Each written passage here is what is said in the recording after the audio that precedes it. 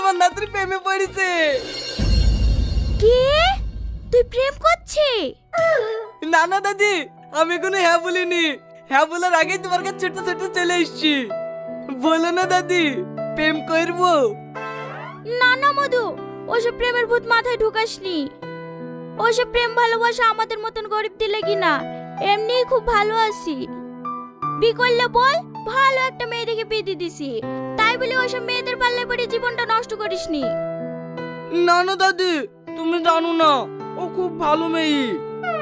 ও আমাকে বিশাল ভালোবাসে। বলো না দাদি, বলো না, ভালোবাসবো। ওটা বড় লোকের মেয়ে। জানিনি। বড় লোকের মেয়ে হলে একটু দূরে দূরে থাকিস মধু।